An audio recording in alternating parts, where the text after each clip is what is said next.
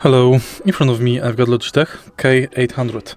In this video I'll show you how to manage keyboard shortcuts.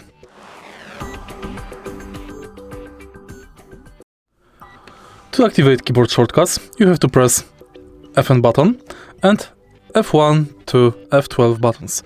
Press Fn plus F1 for launch internet browser, F2 email application, F3 search, F4 flip apps, F5 decrease lighting, F6 increase, F7 battery check, F8 sleep mode, F9 launch media panel, F10 previous track, F11 play pause, and F12 next track.